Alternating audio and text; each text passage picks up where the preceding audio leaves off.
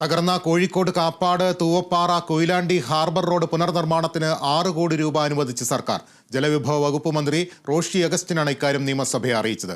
കാപ്പാട് റോഡിന്റെ തകർച്ച കഴിഞ്ഞ ദിവസം കേരള വിഷൻ ന്യൂസ് ഇന്നാവാ കുഴിയടക്കാം പരമ്പരയിൽ വാർത്ത നൽകിയിരുന്നു.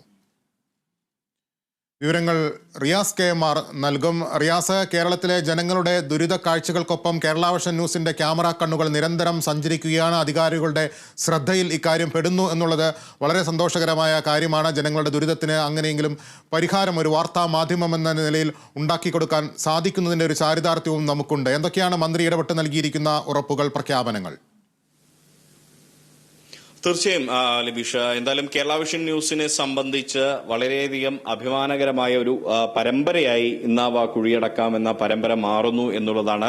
കാരണം സാധാരണക്കാരായ ജനങ്ങളെ സംബന്ധിച്ച് അവരുടെ ജീവൽ പ്രശ്നമായിട്ടുള്ള ഏറ്റവും ഗതാഗത പ്രശ്നം അത് പരിഹരിക്കുന്നതിന്റെ ഭാഗമായാണ് റോഡിലെ കുഴികളും തേടിയുള്ള കേരള വിഷൻ ന്യൂസിന്റെ യാത്ര നടത്തിയത്. കഴിഞ്ഞ ദിവസം നമ്മൾ കാപ്പാട് കടപ്പുറത്ത് പോയതാണ്. കാരണം ഈ കടലാക്രമണ ഭീഷണി നേരിടുന്ന ഒരു മേഖലയാണ് ഈ കാപ്പാട് തീരദേശ റോഡ്.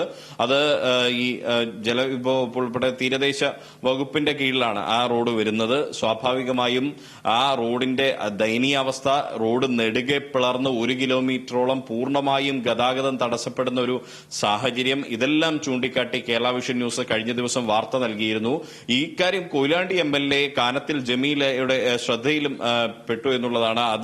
അവർ അത് വളരെ ക്രിയാത്മകമായി ആ ജനപ്രതിനിധിയെ കൃത്യമായി അഭിനന്ദിക്കുക കൂടി ചെയ്യേണ്ട ഒരു നിമിഷമാണ് ഇത്. കാനത്തിൽ ജമീല MLA ഈ ഒരു വിഷയം, ഈ ഒരു വാർത്ത കണ്ട ഉടൻ തന്നെ അവർ ചെയ്തത് കൃത്യമായി നിയമസഭയിൽ അത് ഇടപെട്ടു എന്നുള്ളതാണ്. കാരണം ഇപ്പോൾ സഭാ സമ്മേളനം നടക്കുന്ന ഒരു കാലയളവാണ്. അവർ നിയമസഭയിൽ ഇന്ന് സബ്മിഷനായി ഈ വിഷയം ഉന്നയിക്കുന്നു.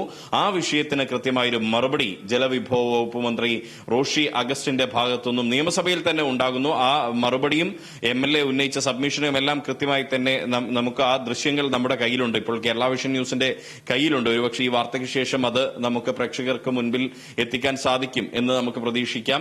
എന്തായാലും ആ ഒരു ഇടപെടൽ വളരെ ക്രിയാത്മകമായിരിക്കുന്നു. 6 കോടി രൂപയുടെ ഭരണാനുമതിയാണ് ഉണ്ടായിരിക്കുന്നത്. 6 കോടി രൂപ എന്തായാലും പ്രഖ്യാപിക്കുകയാണ്, നിയമസഭയിലാണ്. അതുകൊണ്ട് കൃത്യമായി തന്നെ ആ 6 കോടി രൂപ അവിടെ ഉപയോഗിക്കും എന്നുള്ളതാണ് നമുക്ക് മനസ്സിലാക്കാൻ സാധിക്കുന്നത്. തീരദേശ റോഡിന്റെ പുനർനിർമ്മാണത്തിന് വേണ്ടി 6 കോടി രൂപ സംസ്ഥാന സർക്കാർ അനുവദിച്ചിരിക്കുന്നു. അത് ഈ കേരള വിഷൻ ന്യൂസിന്റെ പരമ്പര കൊണ്ടാണ്. ഈ ഒരു ജനങ്ങളുടെ തീരദേശ റോഡുമായി ബന്ധപ്പെട്ട് കാപ്പാട് ജനങ്ങളുടെ ആ ദുരിതത്തിന് വലിയൊരു അളവ് വരെ പരിഹാരമാകുന്നു എന്നുള്ളതാണ് നമുക്ക് ഈ ഘട്ടത്തിൽ മനസ്സിലാക്കാൻ സാധിക്കുന്നത്. ആ ഒരു രീതിയിലേക്ക് കേരള വിഷന്റെ ഇന്നാവാ കുഴിയടക്കാം പരമ്പര നീങ്ങിയിരിക്കുകയാണ് എന്നുള്ളതാണ് ലിബീഷ്. ശരി റിയാസ്, കേരള വിഷൻ ന്യൂസ് പരമ്പര അന്നാവാ കുഴിയടക്കാം പരമ്പര അധികാരികളുടെ ശ്രദ്ധയിൽപ്പെട്ടിരിക്കുന്നു എന്നുള്ള ഏറ്റവും ചാരിതാർത്ഥ്യകരമായ സംഭവമാണ്.